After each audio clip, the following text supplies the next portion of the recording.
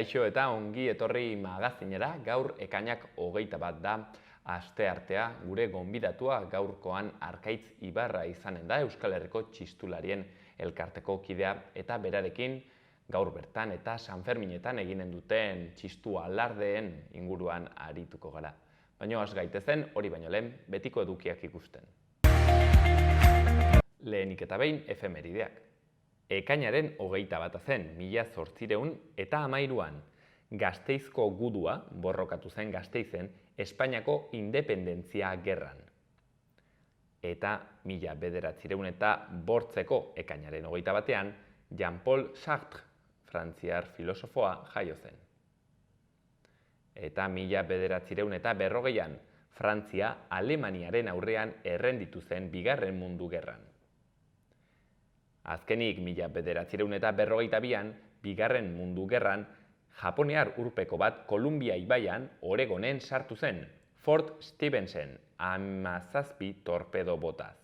Estatu Batuetako lurraldean izandako japoniar eraso gutxi horietako bat izan zen. Goazen gaurko agendarekin.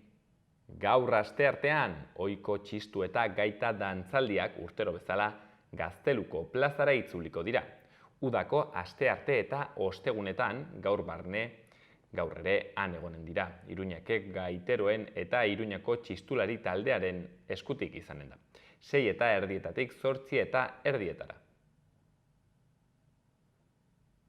Asteazkenean bihar 7:00 Sanferminetako historiaren inguruko hitzaldia. Sanferminak irudi eta bitxikeria ezberdinen iturria agortezina dira. Argazkilaritzaren eta jaiaren beraren kartelen bitartez, hala hirian orokorrean nola bereziki festetan gertatu diren efemerideak eta ekitaldiak ezagutuko dira Aitziber Imizkozen eskutik. Eta ostegunean, Peru Galbete eta Gu taldearen eskutik Beiratu kontzertua erraldoien txokoan 8:00. Peru Galbeteren 4. diska da Beiratu. Baita ere, bertso saioa egonen da Barañaingo kulturguneko plazako karpan. Andoni Egaña, saioa Alkaiza, Jone Uria eta Mikel Lasarte egonen dira. Eta Berriozarren 10:00 Akelarrea egonen da urtero bezala, mozorrotuak joan. Azkenik, eraikuntza lantegia legorekin Sanferminetako irudiak sortzeko. Entzierroaren ibilbidea, barrakak, peinen irteera, udaletxeko fatxada, su artifizialak, 11:00 12:30 Kondestable Zibiboxen. Ikus ditzagun gaurko egunkarien azalak. Diario de Notiziasen argazkian emakume bat ageri da triste aurpegiarekin bere etxea uzten eta atzean ke-laino handi bat. Izenburuan, Nafarroak alertan jarraitzen du. Azaltzen denez, 300 lagun inguru bildu ziren 6 herritan.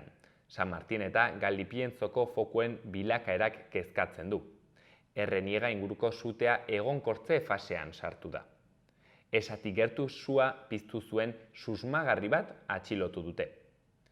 Eta beste 2 berritan, klima aldaketari buruzko legea konstituzio auzitegira eramatea aztertzen ari da estatua.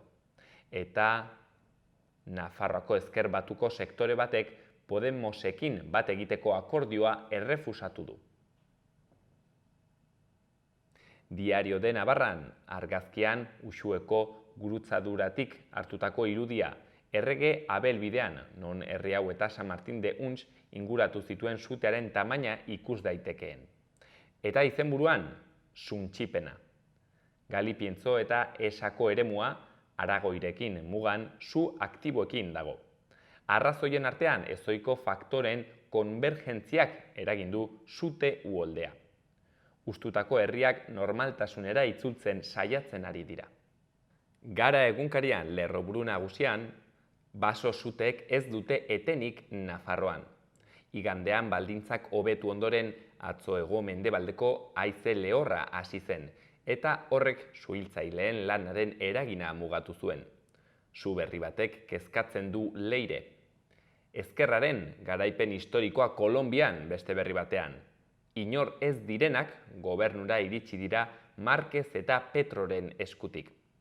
Argazkian, Joseba Tapia eta lerroburuan bere hitzak, gezurra dabil egiaren jantziarekin. Adarra saria jasoko du Joseba Tapiak eta kontzertua emango du gero Victoria Eugenian. Berria egunkarian, argazki handi batean, suteetako bat Tafallako herrigunetik ikusita atzo. Sua eolikoen tartetik ikusten da. Eta izenburuan, sute gehiago piztu dira Nafarroan, fokuak gutxitu eta asteburuko zenbait mendean hartu badituzte ere, Esako urtegi inguruan eta Lodosan garrak agertu dira. Asteburuko une larriek etxipena eta ezinegona sortu dituzte Izar-Beibarren. Beste argazki txikiago batean Gustavo Petro eta Francia Márquez eta lerroburuan Kolombia, ezkerra presidentetzan lehenengoz. Eta beste berri batzuetan, euskaraz sortzen duten gazten ahotsak bildu ditu lanarteak Loreak belaunetan filmean. Eta asamblearako bozek egoera politikoa irauli dute Frantzian.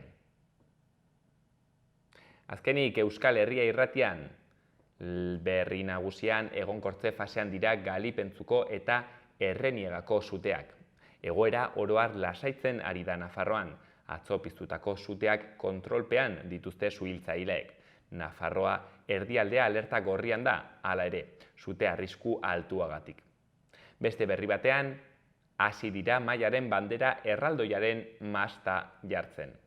Eta azkenik, Eidergarde 03 plataformako kidearen hitzak, isilarazi naiz izan gaituzte hezkuntzak proposamenarekin.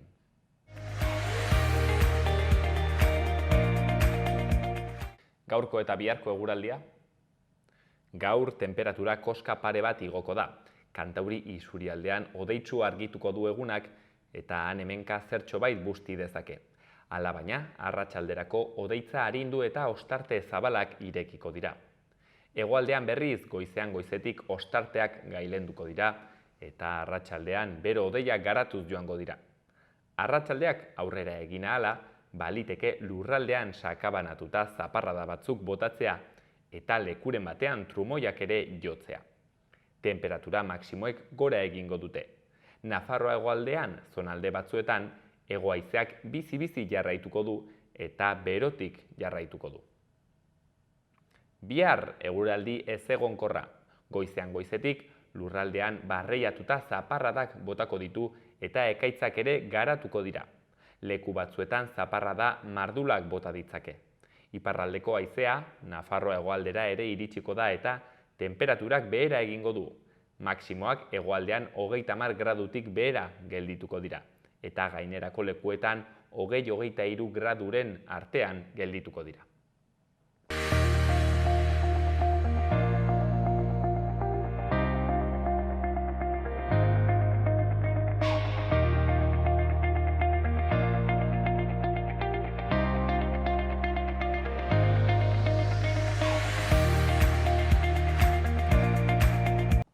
Eta arratsalde honetako lehenengo gonbidatua, Arkaitz Ibarra dugu, Euskal Herriko txistularien elkarteko kidea. Arratsaldeon, Arkaitz. Arratsaldeon zure ere. Mil esker gurean egoteagatik. Bueno, badira 2 urte etzaituzte lagula gehiegi ikusi, kale hauetan, bada gogoa, bueltatzeko txistua jotzera handik eta hemendik. Bai, hala da. Bada gogoa eta handia gainera. Eta uda hontan behintzat islatuko da, ez? Izan dugun gogo hori berriz ibiliko baikara batetik eta bestera jotzen eta.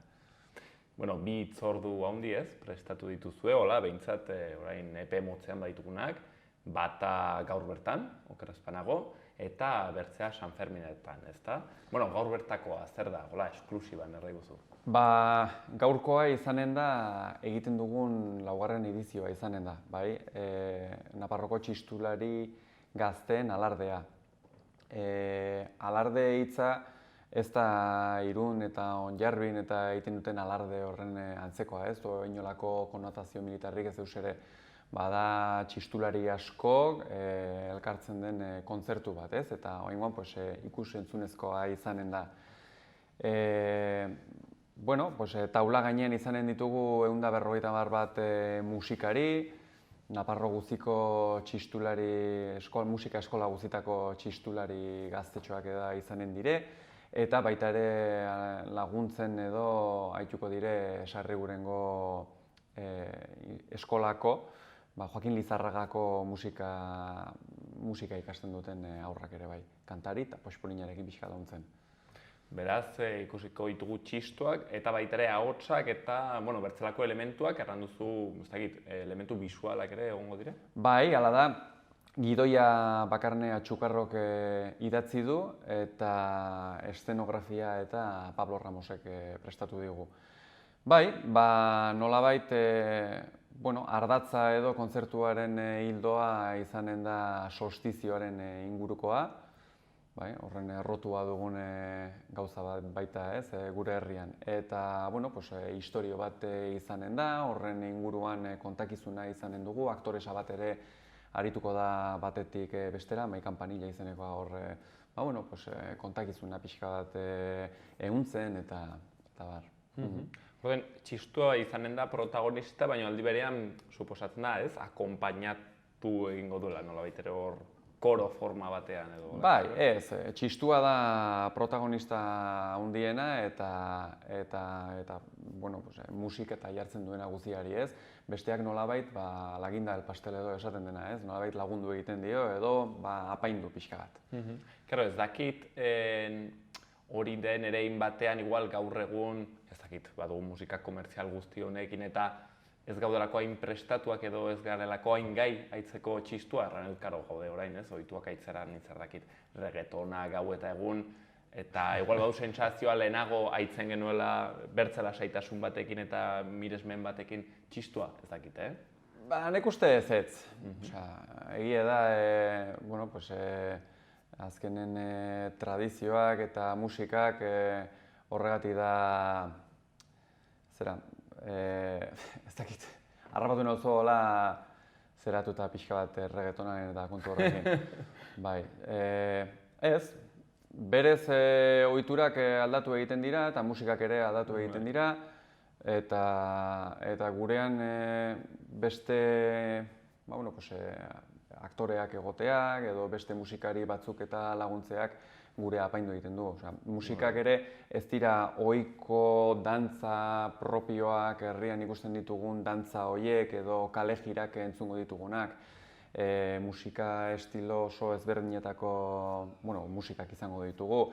ETS baten bersiotik, sorkuntza berriren baten arte, folk musika, pixkat denetatik izanen da. Orduan gustu guztietarako izanen dugu. Erregetoia sentitzen dut aurtengoan ez da izanen, baina iradokizun bezala hartuko dugu. Txistu eta erregetoiaren arteko kombinazioa. Bai, ez da izan saiatu behintzat ez dugulako egiten. Hortxen ba. Eta hitzordu hori, barkatu gaur 8etan? Hala da, Iruñeko Udal plazan. Iruñeko Udal plazan, hortxen. Eta 50 txistulari gazte egonen dira? Bai, musikari behintzat. Jenderak txistulariak ez dira izanen, nolabait laguntzen baiti organiko batek, kitarrak, bibolinak, baxuak, teklatuak, bateriak, egongo dira musikari profesional batzuk, musikari gazte guzti hauei pixkat laguntzen. Eta aipatu duzu, gainera solstizioa izanen dela, ez dakit pixkat gaia ez, dena kohesionatuko duena, ze arrazoigatik pentsatu da solstizioa? Azkenean, leheno aipatu dizuan bezala ez, Euskal Herrian oso erroturik dugu solstizioa eta pagano hitza esango dut, kristauak ez diren ohitura guzti horiek ez, eta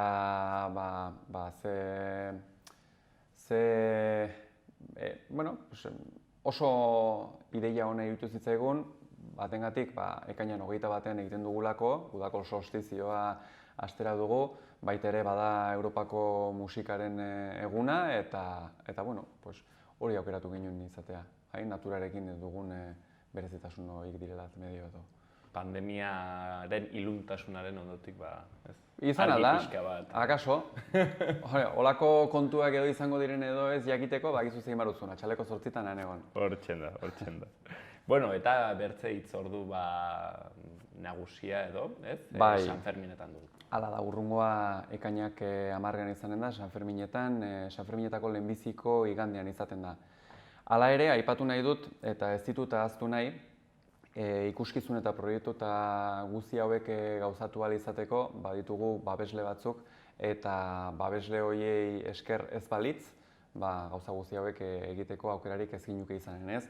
Badire Lakturale, Laboral Kutxa, Garbitxan, Embutido Sarrieta, Ultzamako postreak, Rotulos Labin, eta Sanferminetan laguntzaile bezala ere Arnoa edo eman digu Ledeako arnotegiak. Orduan, azkenen guzti horiengatik ez balitz ere, ez litzik gure proiektuak taularatzeko aukerarik ez ginuke izanen, bintzat. Eta, hain zuzen ere, laguntza horri esker, aukera izanen dugu ikusteko, erranduzu, ekainaren 10. Eta ikuskizun honen izena Ibaiak izanen da. Bai, aurrekoan solstizioa edo izan dugu ardatza, eta oraingoan helduenean izanen da Ibaiak izanen dira. Bestearen aldera, honek guztiek badute bere lana, ez? Baina kontzertu honetan egiten diren konposizio guztiak espreski egunetarako eginak daude. Guk aurretik urrian ja lanean hasten gara honekin, eta ideia finkatuta dagoenean musika sortzaile bakoitzari ematen diogu ideia zein den, kasu honetan ibai bat, orduan bakoitzari ibai bat asignatu genion, eta konpositore horiei ibai horrek edo iradokitzen dionarekin edo sorkuntza bat ematen digu, eta guzti hori aurtengoan ere bai, Bakarne Atxugarrok idatzi du gidoia, Pablo Ramosek egin du eszenografia bat, eta orduan hori da, ez da izanen bakarrik kontzertu bat luso eserita ikustekoa, gauzak eta tartean izanen dira, kontakizun bat ere izanen da, ibai bat eta bestea lotuko dituena, eta holaxe. Beraz, pieza originalak denak egonen direna hor. Guztiak, bai. Denak sorkuntza berrikoak, eta inspirazio bezala errekena Ibaiena. Arrazoiren batengatik, erabaki da, Ibaien tematika hori erabiltzea? Egia esan ez. Urtero esertzen gara denak mai inguruan, eta esaten dugu, ze ideiak edo, ze okurritzen zaizue. Eta, pixkeka, ideiik politena edo hau idutu zitzaigun, eta Ibaiak joku asko ematen baitu. Pentsatzazu, alde batetik bestera zeharkatzen dute Naparro osoa, herri pile bat zeharkatzen dituzte, batzuk inguratu, besteak erditik pasatzen dira. Erditik pasatzen diren ibai horietan ere dantza propioak ere sortzen dira, istorioak, kondairak, eta guzti horrek erraztasuna ematen du ikuskizun bat eta sortzeko. Gainera, ez dakite, agian ez du nondik hartu, baina bai olako antzekotasun bat, badagoela igual Ibaien jarioan, eta txistuan, gora bera ibiltzen zarela notekin, eta ez dakit Ibaian ere bai, jario bat baldin badago, hau agian jada, poesian gehiago sartzea, ez dakit baina. Ez, eta, konpositore bakoitzak, zuek aipatutako hildotik ere joan dira, batzuk musika oso deskriptiboa egin dute, begiak itxi eta sensazioa izan alduzu ure derrako emaria, beste batzuetan aldiz inguru horietan sortzen diren dantzen musikak entzungo ditugu batetik bestera jolasean, orduan, denetatik izanen dugu. Eta kasu honetan zenbat txistularik hartuko dute parte? Harrapatu nauzu, ez dakit zehazki zenbat izanen garen taula gainean, baina normalean 70 bat musikari edo egoten gara. Txistulariak pixkat gutxiago, 40 bat edo 50 bat txistulari edo izanen gara.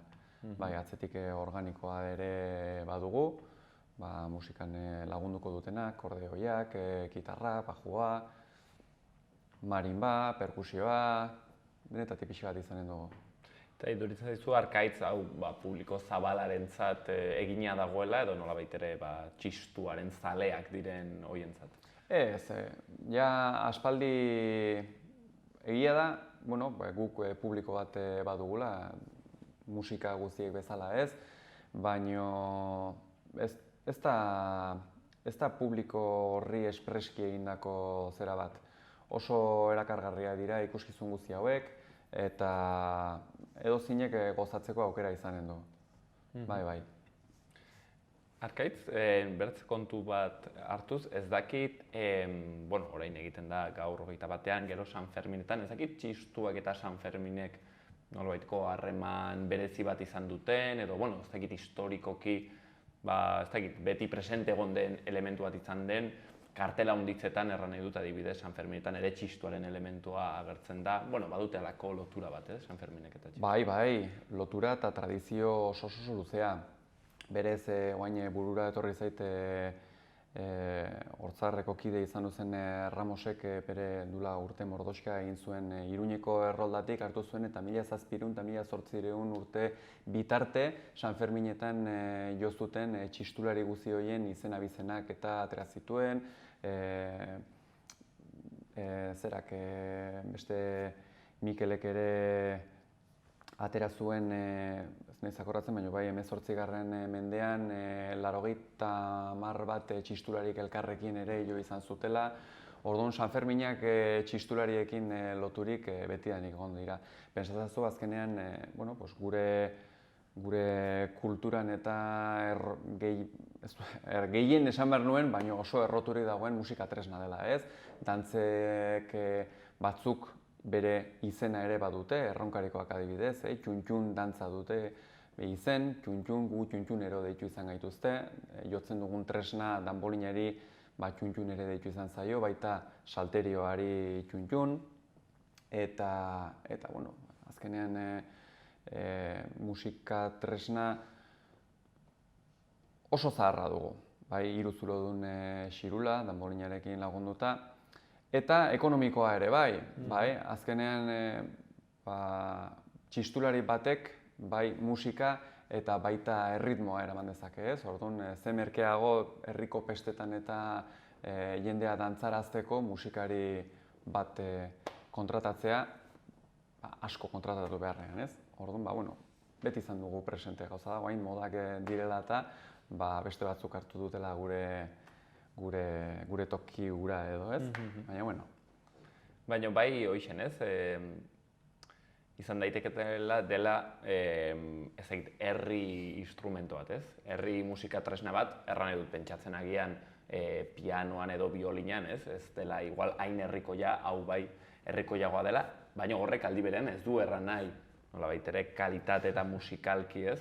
Galera bat duenik, hau da, jot egiten aldirela alako musika sakon bat eta erran nahi dut, igual ontzitzen pentsatzen dugulako, ez dakit trikitix eta txistua, direla, ez dakit ez, gauz kontu harinak eta, baina, musika aski ederra eta transcendentala ere egiten handa. A ber, herri musika tresna bat da, hala da, baina musika tresna, esango nukasi botako nuke guztiak, herri musika tresna ere izan duzirela, ez? Gero gauza da, historikoki momentu konkretu batean bakoitzak ibilbide ezberdina hartu duela. Txistuak beti, 18. Mendera arte herri musika tresna bat izan zen. Hor pixka bat bi alde hartu zituen batetik musika joango gara eruditora edo musika nola esango nuken, eszenatokietan eta jotzeko eta teatrotan eta jotzeko musikara ero pixka bat ere bere ibilbidea egin zuela. Gaur egun, bai orkestetan txistua ere sartuta dugu, musika garaikidean konposizio berriak egiten dira, hemen ere urtero egiten dituzte garaikideak proiektuan, Silbo Berri elkartea ere hor dago musika garaikidea ere sortzen txistuarentzat. Gazteak ere sartzen dute beren rock taldeetan eta txistua. Eta bai, egie da, bere tokia sartu zuen, bai, eta niri Leiotikan taldeak ere oain dela urte mordoxka aukera eman zidan ere beraien kanta batean txistua jotzeko. Azkenean, behar dena da gogoa, zera horretatik ateratzeko eta bintzat, ez gara musika herrikoian bakarrik aritzen den musika tresna. baditugu beste 1000 aukera ditu txistuak. Eta horren arira ere, goi mailako ikasketak txistuan gauzatzeko aukera ere badugu. Berez, orduan, lizentziatua ere irten altzara konserbatoriotik, ez? Musikan. Eta hortan ere badugu lana. Harrobia txistulariekin bada, aurpila apuntatzen dira txistura, eta adibidez aurten konserbatorioan musika profesionalean ikasteko 3 plaza besterik ez dira izaten, eta aurtengoan 6 ikasle aurkeztu ziren, eta hortik 3 kanpoan geratu behar izan du dira, ez? Musika ikasketak ezin jarraitu. Eta hortan ere badugu lana. Hortzen, txistuaren gorabehera hauek, bai galdera bat, nire ignorantziatik, euskal musika tresna bat da txistua? Euskal musika tresna bat, dudarik gabe. Bai, txistua izenarekin ezagutzen dugun tresna hau euskal musika tresna bat da. Hori bai, munduan hedatua dago eta Iberiar Peninsulan baita ere iruzulodun xirula. Gauza da, guk ezagutzen dugun bezala txistua Euskal Herrian soilik dagoela. Eta kasi esango nuke iruzulodun xirula guztietatik evoluzionatuena edo perfekzionatuena txistua dugula. Leheno hasieran ere aipatu didazu gogoz edo bageunden txistuarekin eta aritzeko, eta aipatu nahi nuen Iruñeko alarde hau edo Ibaiak kontzertua ez dugula soilik Iruñean eginen. Eginen dugu aurten ere bai Pirineoak txistuka bigarren zikloa, gu Pirineoak elkarteari esker, Ainoak pila bat lagundu digu hortan, eta Pirineoetan 3-4 bailara guzti horietan txistua presente egongo da, kontzertu pila bat egingo ditugu, egongo dira ere bai H-Pati taldea, musika erdi latinoa txistuarekin fusionatzen dutenak, eta ikuskizun hau ere errepikatuko dugu Erremendian, Auzperrin, Isaban, eta uda txistuz blai izanen dugula espero dut. Pirineoetako ibarretan orduan, ongo dire, txistoren oihartzunak. Isten joateko, badakit sorpresatxo bat baduzula guretzat, baina galdetu nahi dizun zure kasuan arkaitz pertsonalki, zer da gehien mugitzen dizuna edo gehien ederren egiten zaizuna alardearen momentu horretaz? Momentu hortan, egia da niretzat Sanferminetan jotzea berezia da. Ni Iruñekoa naiz eta Iruñean txistua jotzea niretzat oso polita da. Eta bai, emozionantea da, eta gainera sorkuntzan eta parte hartzen dugun guzti hauentzat, lehenengo aldiz taularatzen dugun momentu hori, bereziki, nerbioak eta hor egoten dira. Nerbio politiak eta dire. Honen harira Sanferminak eta esan duzula, hau ere izanen da dula 40 urte lortu ezin izan duzena, aurten gaintza, biribilketa, udaletxetik kanpo eginen dugu. Sanferminetan entzuten den lehen musika txistulariena izaten baita. Hortxean hitzorduak gaur bertan badugu 8etan eta ekainaren 10ean.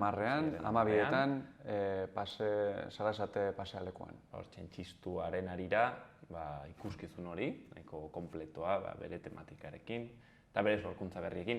Ez dakit arkaitz zuk ere sorkuntza horretan parte hartu duzun edo zera txiki batean? Nire ni beste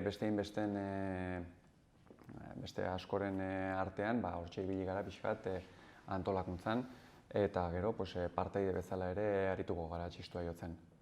Ez dakit zortea izaten aldugun zuri orai pixkat entzutea, alako sarreratxo bat bakizu guk dastatzeko, kata bat egiteko datorren inguruan. Joko dizuet Isabako txuntxuna pixka bat, berez entzungo dugun ibaietako bat Eska ibaia da. Eta, izanen dire bi bakarlari, txirula eta txuntxunarekin, eta probestuko dut. Gaina 10 urte badara Azkit Erronkariko musika eskolan txistu irakasle bezala, eta probestuko dut jotzeko. Zure omenaldi txikia ere bai, hango herritarrek. Guztientzat. Guztientzat. Hementxen, Arkaitz Ibarrak.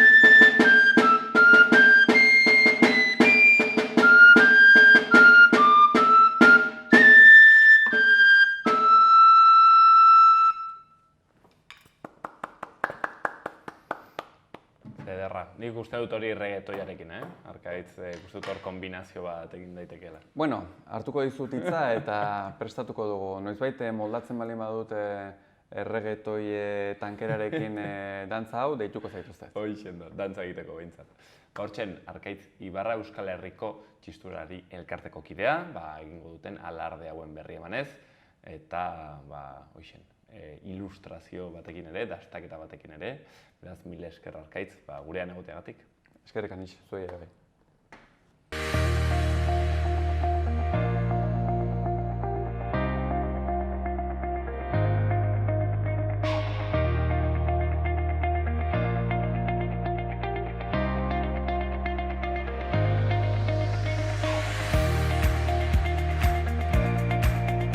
Ikus ditzagun Iruñeko udalerrietako albisteak.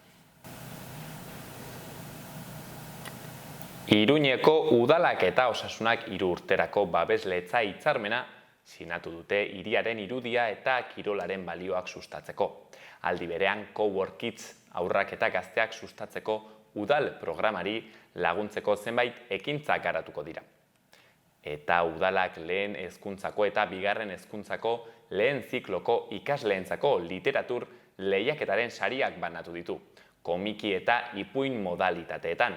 830 lan aurkeztu dira, 617 gaztelaniaz eta 213 euskaraz.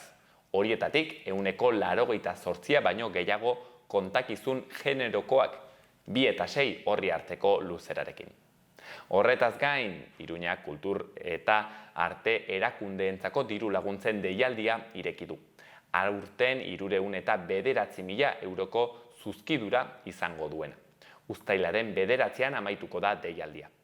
Eta udaletxeko fatxada gaur berdez argiztatuko da, alboko esklerosi amiotrofikoa duten pertsonen omenez, elaren munduko egunaren omenez beraz.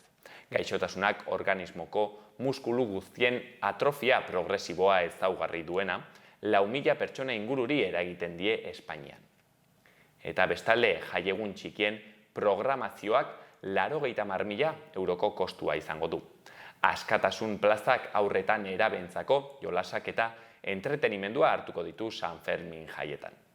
Azkenik, 3D inprimagailuekin egindako sortzaileen lehen hitzordu nafarrari amaiera emateko 600 pieza baino gehiagoko erraldoien konpartsaren errege europarra erreproduzituko dute. Datorren larunbatean, ekainak 25, Kondestablek Navarra Maker 3D topaketa hartuko du. Hitzaldiak, tailerrak, erakusketak eta lehiaketak barne.